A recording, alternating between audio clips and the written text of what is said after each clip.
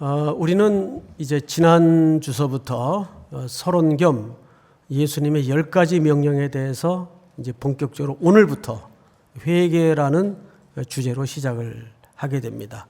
10주에 걸쳐 함께할 주제들을 잠깐 먼저 보고 시작했으면 좋겠어요. 첫 번째 오늘 다룰 주제죠. 회개.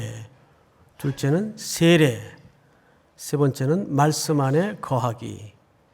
네 번째는 기도, 성령 충만, 성찬, 사랑, 헌금, 전도와 제자화, 핍박 속에서 기뻐함. 이 10가지 주제는 선교 현장에서 가장 핵심적인 예수님의 명령의 가치를 담아내서 현장화한 컬입니다. 이것을 이제 올겨울 특세까지 교회 새로운 시작이라는 주제로 말씀을 나눌 텐데, 우리는 지난주 창세기 35장에 야곱의 가족을 베델로 밀어올리는 하나님의 손길을 보았어요. 거기에는 야곱의 어떤 액션도 의지도 기록되어 있지 않습니다. 오로지 하나님의 일방적인 찾아오심과 명령만이 기록되어 있었습니다. 그런 걸로 봐서 우리가 한 가지 확인했던 바는 뭐냐면, 회개의 주체는 인간이 아니라는 거죠. 하나님이 회개의 주도권을 가지고 야곱의 인생 속에 개입해 들어오셔서 이제 그를 베델로 밀어 올렸습니다. 그런데도 야곱과 야곱의 가족은 집안에 섬기고 있던 우상들을 상수리 나무 아래 묻었습니까? 숨겼습니까? 숨겼습니다. 타마라는 이 히브리 동사는 묻었다는 말이 아니고 숨겼다라는 의미예요. 영어 번역에도 보면 숨겼다라고 되어 있습니다. 인간은 이렇게 끈질겨요. 그리고 본질이 악합니다.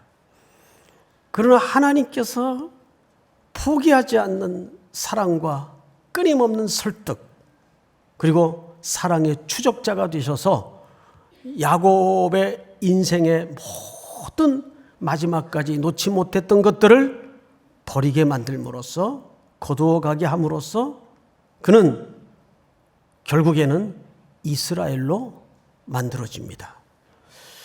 이런 거 보면 이 회개라는 여정은 단숨에 완성되거나 해결되는 게 아니에요. 회개는 끊임없는 우리의 전생에 걸쳐 나타나야 될 주제이기도 합니다. 그런 연장선상에서 오늘 이 회개의 주제를 좀 누가는 어떻게 설명을 했는가. 지금 우리 교회 주일 저녁 예배가 있어요. 알고 계시죠? 네. 서울 도심에 흔치 않는 풍경인데 저희는 저녁 예배가 그대로 아직 남겨져 있습니다. 저는 이 저녁 예배가 참 좋아요. 시간도 충분하고 또 낮 시간에 세밀히 다루어지지 않았던 본문도 조금 깊게 우리 청년들에게 설명할 수 있고 해서 너무 좋아요. 또 편한 좀 주변의 이야기도 할 수 있고, 궁금하시면 참석해 보시기 바랍니다. 근데 지금 50차례가 넘게 한 60회 가까운 진행 거의 끝부분에 와 있는데, 누가복음을 쭉 준비하면서 공부하다 보니까 누가는 두 가지에 관심을 갖고 있더라고요. 첫째는 하나님의 나라에 대해서 관심이 많아요.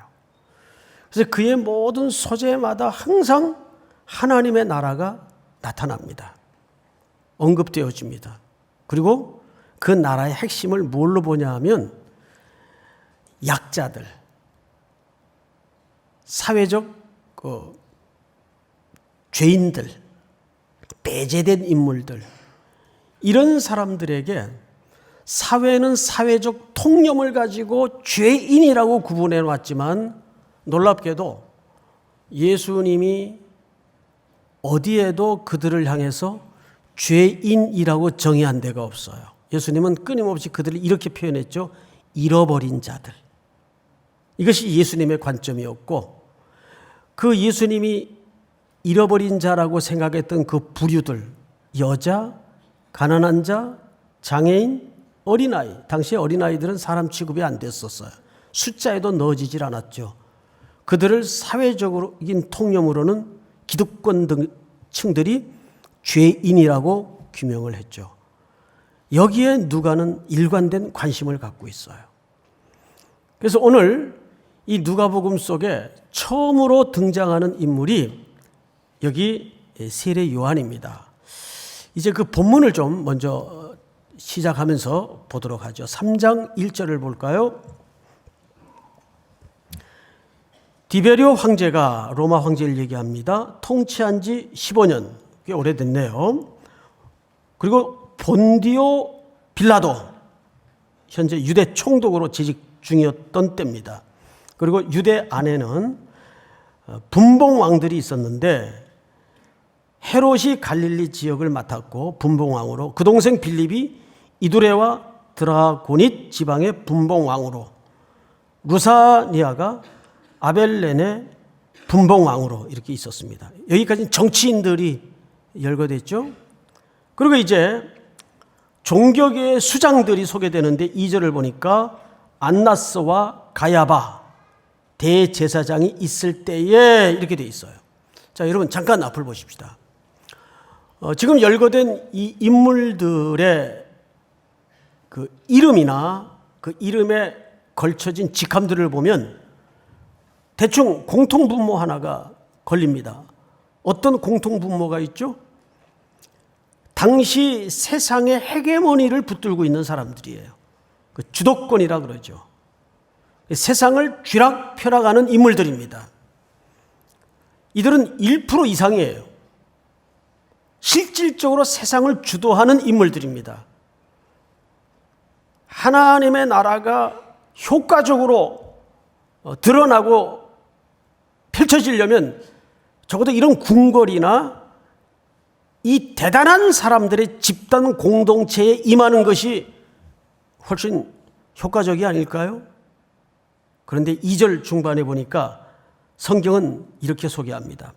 여기 접속사 하나가 빠졌는데 제사장으로 있을 때에, 그래서 가이라는 접속사가 있어요. 하나님의 말씀이 빈들에서 사가랴의 아들 요한에게 임한지라. 자, 두 가지. 첫째, 빈들. 거기에 누가 있었죠? 요한이 있었어요. 자, 빈들은 요한이 어느 파에 속해 있다고 인정을 하는 건가 하면 에세네파에 속해 있다고 인정을 하는 겁니다. 그럼 왜 에세네파라고 여기 안 밝혔는가? 이때는 아직 에세네파가 이렇게 왕성하게 사회적으로 각인될 정도의 집단 그룹이 아니었어요. 그건 후대에 사가들이 그 사람들을 그렇게 명칭했기 때문에 성경에는 에세네파라고 쓰여질 수 있을 만한 시기가 아니었어요. 이 사람들은 뭐 하는 사람들인가 하면 초경건주의자들입니다. 그래서 빈들에 들어가서 동굴 안에 은둔 생활을 합니다. 그리고 내내 말씀을 기록하고 말씀을 읽고 말씀을 가르치고 말씀을 공부해요. 그리고 또 하나는 오로지 구약에 예언되었던 그 메시아만을 대망하는 집단이었어요. 그래서 최소한의 필수적인 생활품만 가지고 거기에서 공동체 생활을 했던 사람들을 에세네파라고 얘기합니다. 그러니까 이 요한은 그 에세네파의 일원이었다고 보는 게 정확해요. 그런데 그들은 그렇게 생활한 지 1년이 지나면 그제서야 세례를 받게 됩니다. 근데 세례 받을 때 두 가지 서약을 하게 돼요. 하나는 평생 하나님을 떠나지 않고 하나님을 사랑하겠습니다. 두 번째는 아주 중요한 서약인데 인간에 대한 정의를 실현하고 하나님에 대한 이웃에 대한 사랑을 평생 몸소 실천함으로써 살겠습니다. 이 두 가지 서약을 합니다. 크게 나누면 하나님 사랑과 이웃 사랑이에요. 그러니까 세례 요한은 적어도 이 서약을 한 인물로 봐야 됩니다.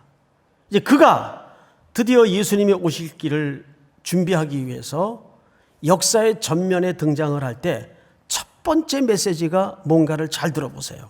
3절 한번 같이 읽겠습니다. 시작. 요한이 요단강 부근 각처에 와서 죄 사함을 받게 하는 회개의 세례를 전파하니. 자, 저를 볼까요? 이 3절이 좀 오해 소지가 있어요. 우리 성경을 보면 마치 이렇게 쓰여진 것처럼 느껴집니다. 회개의 세례를 받으면 죄가 사해진다. 그 세례가 죄사함의 근거로 표현되어 있습니다. 그러나 이 원문은 그렇게 되어 있질 않아요. 정확하게 다시 풀어서 번역을 하면 이런 뜻이 됩니다. 회개의 세례를 받음으로써 이제 회개의 열매를 맺는 삶을 시작해야 된다는 뜻이에요. 다시요. 그 말이 그 말 같고 그 말이 그 말 같죠? 달라요. 다시요. 끊어서 이해하세요. 첫 번째, 아닌 거. 회개의 세례를 받으면 죄사해진다는 말이 아니에요. 두 번째, 회개의 세례란 그 정의가 이 세례를 받음으로써 이제부터 회개를 향한 열매를 맺도록 삶을 시작하겠다는 결단을 얘기하는 거예요. 다르죠, 여러분? 자, 그런 차원에서 회개의 세례를 전파했는데 그 전파할 때 누가는 이런 기록을 남깁니다. 선지자 4절부터 잘 들으세요. 눈으로 성경을 보시고 선지자 이사야의 책에 쓴 바 광야에서 외치는 자의 소리가 있어 이르되 너희는 주의 길을 준비하라. 그가 오실 길을 곱게 하라. 모든 골짜기가 메워지고 모든 산과 작은 산이 낮아지고 굽은 것이 곧아지고 험한 길이 평탄하여질 것이요 모든 육체가 하나님의 구원을 보리라 함과 같으니라. 이건 누구 견해인가 하면 누가의 견해입니다. 자, 앞을 잠깐 보시죠. 이렇게 된 거죠. 세례 요한이 회개 세례를 전파하는데 누가는 마치 이사야의 글과 같더라 그 말이에요. 그래서 이사야 40장의 원문을 여기다가 이렇게 인용을 한 겁니다. 근데 그 핵심이 5절이에요. 5절만 여러분들이 한번 같이 읽어볼까요? 5절만 시작. 모든 골짜기가 메워지고 모든 산과 작은 산이 낮아지고 굽은 것이 곧아지고 험한 길이 평탄하여질 것이요. 네, 이렇게 될 때 모든 육체가 뭘 본답니까? 하나님의 구원을 보게 된다는 거예요. 이 자리까지 가야 하나님의 구원을 본다는 말은 하나님의 나라가 임한다는 얘기입니다. 이 자리까지 가야 그것이 참된 회개의 결실이고 열매라 그 말이에요. 자, 그러면 5절 말이 도대체 이게 무슨 말이에요? 이건 비유입니다. 높은 산, 골짜기, 상대적이죠? 작은 산, 언덕, 평지, 굽은 길, 이게 곧게 펴지고 평평하게 된다 그 말이에요. 주님 오실 길을 준비하기 위해서. 이 말은 비유인데 뭘 비유한 건가 하면 범접할 수 없는 높은 산, 이 시대에 또 이사야 선지자가 살았던 시대에 기득권 세력들을 얘기합니다.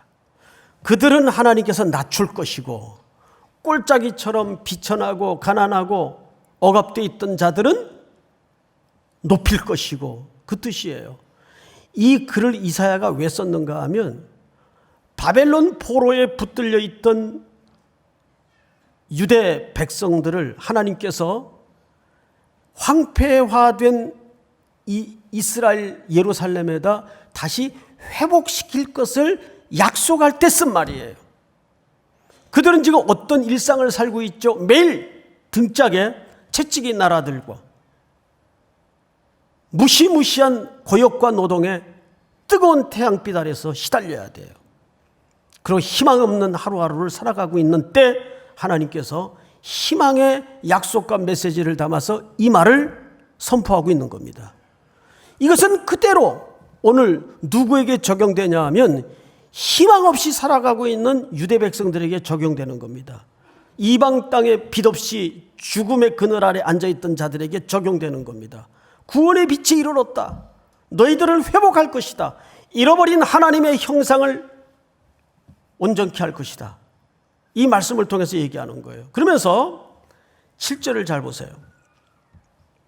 요한이 세례받으러 나오는 무리에게 이르되 무슨 자식들아? 독사의 자식들아. 사실상 이것은 그 시대의 기득권들을 얘기하는데, 여러분 독사란 여러분들 상식 속에 어떤 존재로 부각되어 있습니까? 독사. 독사를 본 적은 있어도 물려본 적은 없죠. 물려서는 안 되죠. 저는 물려봤어요. 제가 사역자로 어느 교회 부목사로 있을 때 고등부 지도자가 잠깐 비어서 거기 설교자로만 수고를 했던 적이 있어요. 이제 여름에 수련회가 돼서 얘들을 데리고 어느 산속 깊은 곳에 수련회를 데리고 갔는데 꼭 이탈자가 생기잖아요. 한 녀석이 혼자 대열에 이탈해서 놀다가 그 친구 하나가 들쳐업고 들어왔어요. 왜 이러냐? 목사님 큰일 났어요. 얘 뱀한테 물렸어요. 그게 뉘어놨는데 보니까 종단지에 딱 뱀 이빨 자국이 2개가 뽕 뚫려 있어요. 피가 배어 있고. 큰일 났어요. 근데 옆에 또 어느 선생님이 어제 이빨 자국 보니까 독사 같은데 그래요. 저는 인솔자로서 책임자로서 겁이 나잖아요. 혁대를 풀러가지고 어서 또 봉건이 있어가지고 무릎 위쪽으로 혁대를 묶어가지고 쪼였어요. 더 이상 독이 혹 올라갈 수 있으니까. 그 다음에 이제 문제는 얘를 어떻게 주사를 맞든지 치료를 해야 되는데 산속 깊은 데다가 저녁 시간이고 마을까지도 한참 내려가야 되고 큰일 났어요. 애는 아파 죽겠다 그러는데. 그래서 저 독을 누가 빨아야 된대요. 근데 전부 이렇게 저를 이렇게 쳐다보고 있는 거예요. 어떡하냐고. 그게 책임자라는 게 무섭더라고요. 그래서 이제 제가 걔 종단지에다 입을 대고 한 10분을 뱉어냈어요. 빨아서 뱉어내고 빨아서 뱉어내고. 그리고 밤 늦었지만 아무래도 하룻밤을 지내면 안 될 것 같아서 내려가니까, 차를 태워서 내려가니까 마을에 병원은 없고 동물병원이 하나 있더라. 가축병원이. 거기서 얘기를 했더니 주사를 하나 놔주겠대요. 그래서 그 주사를 맞고 이제 아이를 다시 데리고 올라와서 방에 뉘었는데, 아까 그 선생님이 뭐라 그러냐면, 목사님 입안에 상처나 의치 같은 건 없으시죠? 그래요. 왜요? 그랬더니 그 의치 있는 사람이 빨면 큰일 난대요. 제가 이 앞에 이 4대가 제 이빨이 아니에요. 이게 사고로 4대가 다 이게 지금 틀리예요. 나 이거 틀리했는데요. 그때부터 막 어지러워지고 몸에 막 이상 증세가 나타나는 거예요. 그 사람이 참 심리가 그렇더라고요. 멀쩡하다가 그 소리 들으니까, 그래서 이제 수련회 마치고 병원에 가봤더니 한 보름까지는 기다려봐야 된다는 거예요. 보름 동안 아주 형벌의 시간이었어요. 다행히 그 독사가 아니었어요. 보니까 독사인 줄 알았는데 독사가 아니었어요. 다행이죠. 독사라는 것은 뭐냐면 사람에게 나쁜 위협을 주는 존재라 그 뜻이에요. 위협을 주는 존재. 자고로 성경에 나오는 뱀치고 좋은 놈이 있어요? 좋은 역할도 없고. 그러면 위협을 가하는 존재는 약자겠습니까? 강자겠습니까? 강자를 얘기하는 거예요.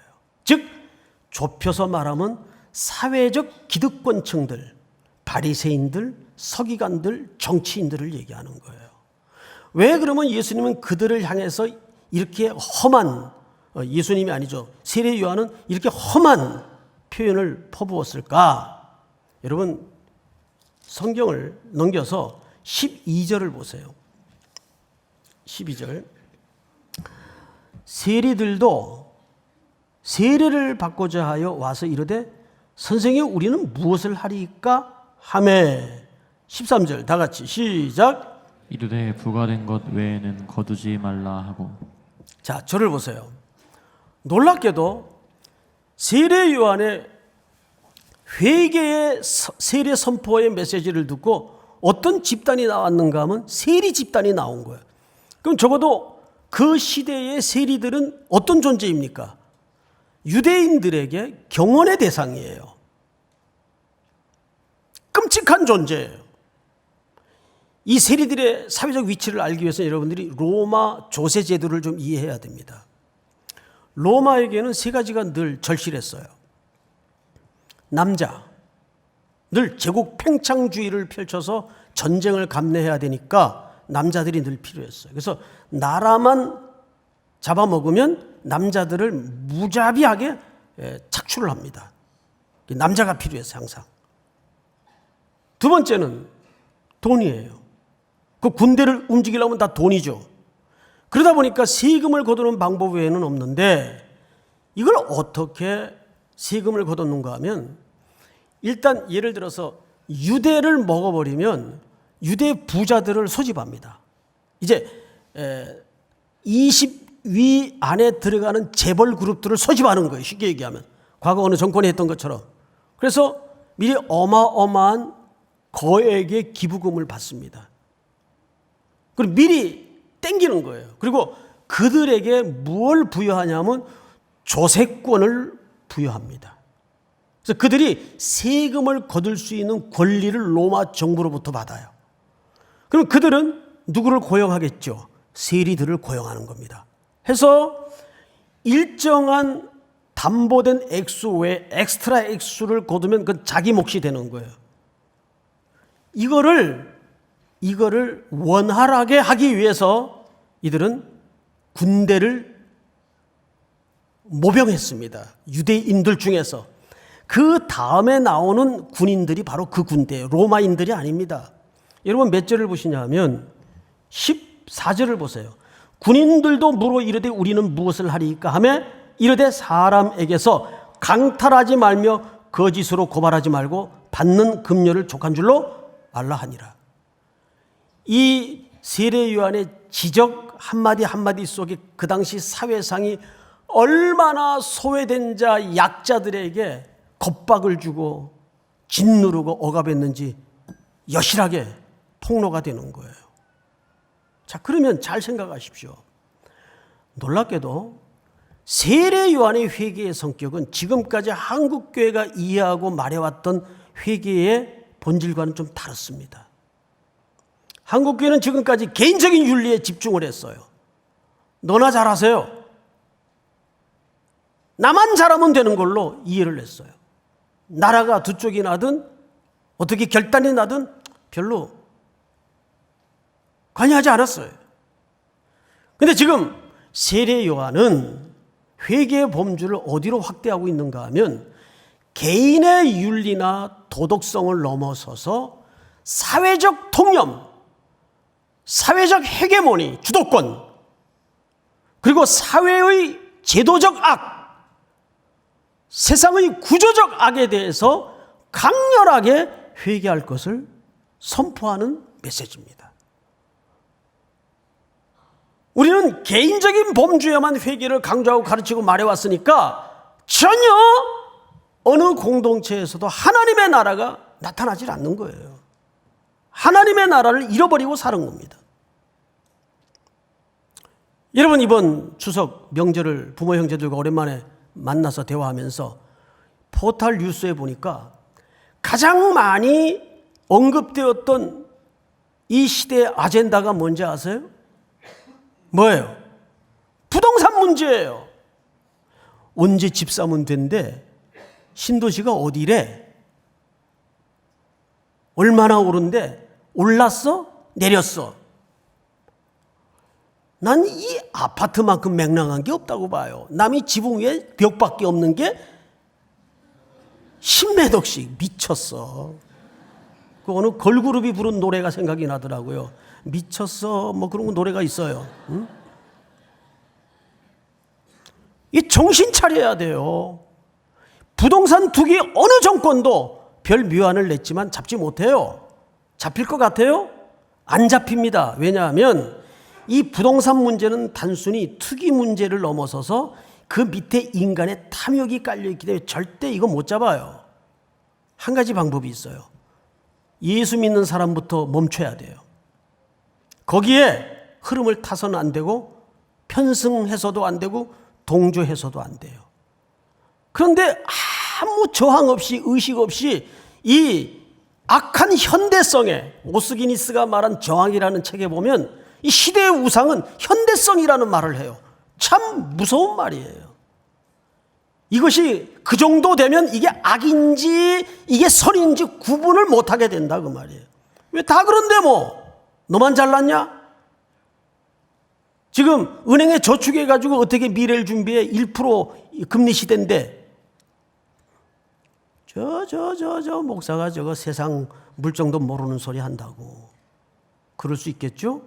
제가 이 주제가 적어도 이 시대를 사는 모든 사람들에게 신자 불신자를 포함해서 매우 민감하고 불편한 주제라는 것을 알아요. 그런데도 이제는 말하지 않으면 안 돼요. 어디선가 이 물줄기를 바꾸거나 끊어야 돼요.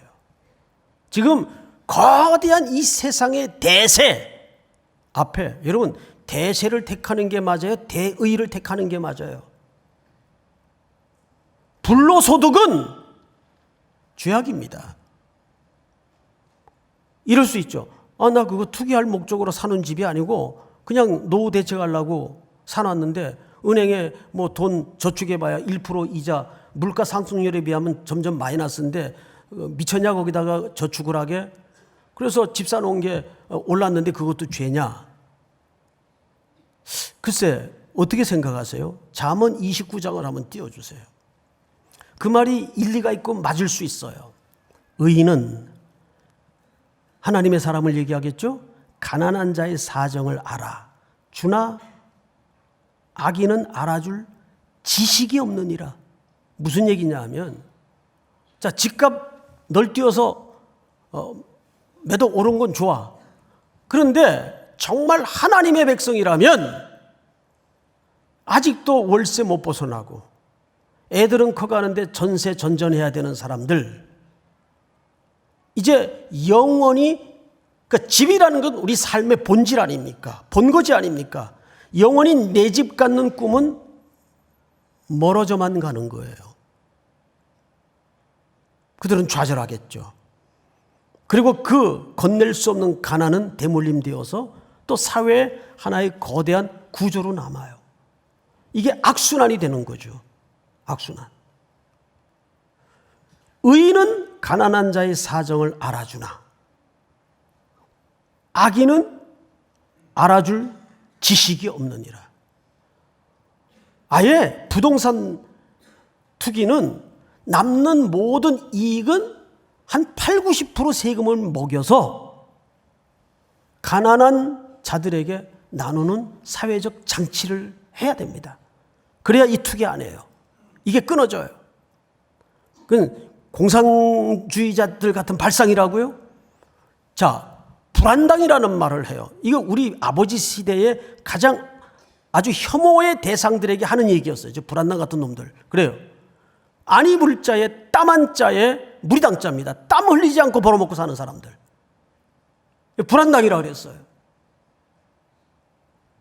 그런데 우리는 시대가 그렇고 세상이 그렇다고 그래도 하나님의 백성들이라면 여기서 누군가는 먼저 발걸음을 멈춰야 돼요. 그 거대한 대열에서 이탈을 시작해야 돼요. 지금 대한민국 사회가 끌어안고 있는 이 구조적 회개에 대해서 이것뿐이겠습니까? 이 부동산 문제보다 10배 어렵다는 교육 문제는 어떻고요? 나는 어느 정당을 지지하는 사람아, 난 예배당밖에는 몰라요. 예? 난 태극기 부대도 싫고. 예? 그런데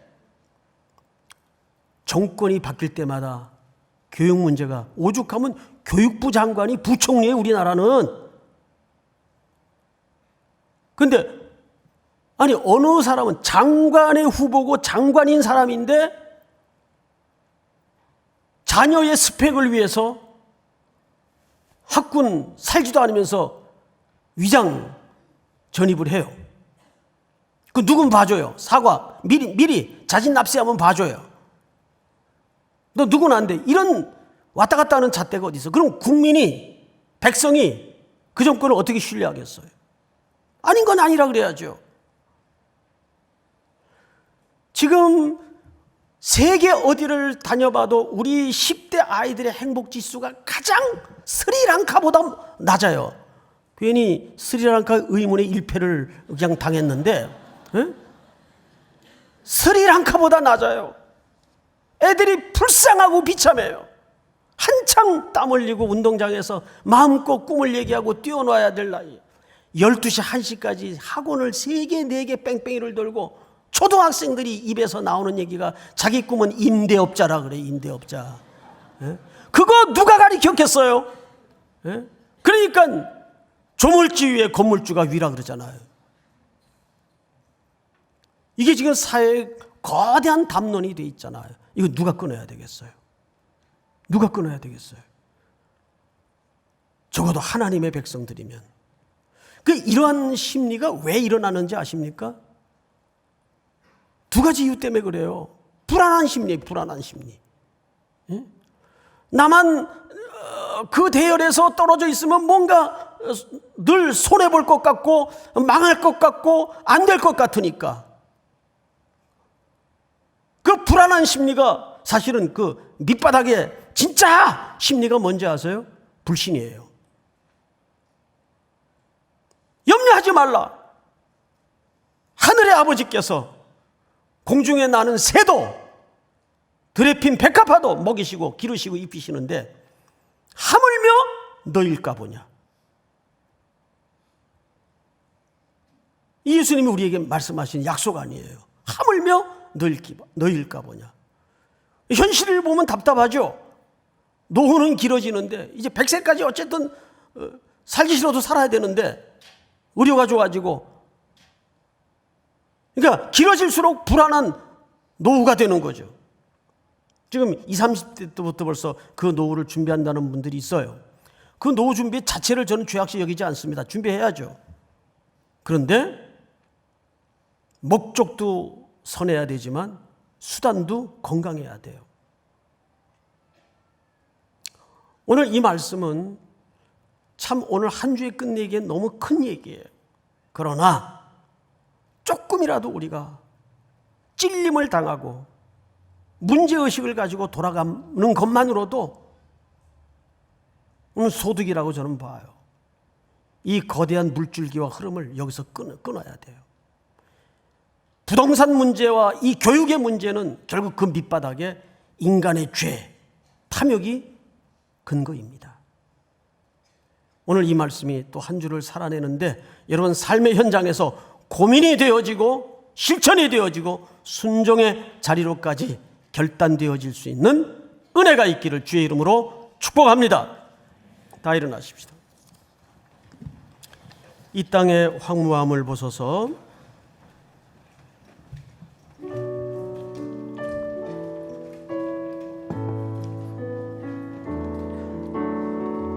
이 땅의 황무함을 보소서. 하늘의 하나님 긍휼을 베푸시는 주여, 우리의 죄악 용서하소서. 이 땅 고쳐 주소서. 이제 우리 모두 하나 되어 이 땅에 무너진 기초를 다시 쌓을 때 우리의 우상들을 태우실 성령의 불 임하소서. 성령의 불 임하소서.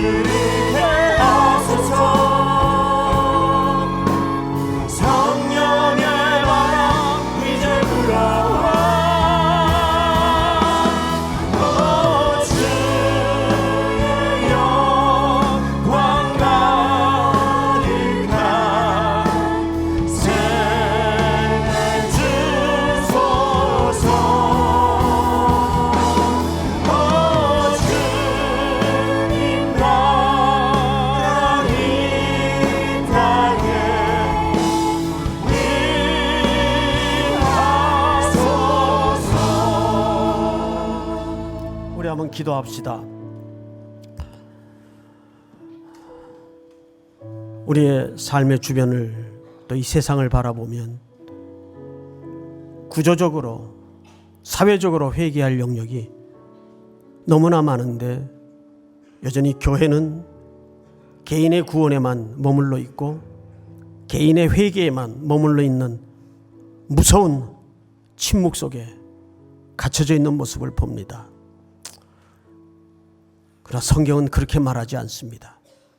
세리들에게, 종교 지도자들에게, 군인들에게 사회적 약자를 돌아보라는 차원에서 그들의 회개를, 이 기득권층의 구조적 악에 대한 회개를 촉구하고 있는 것을 오늘 보았습니다.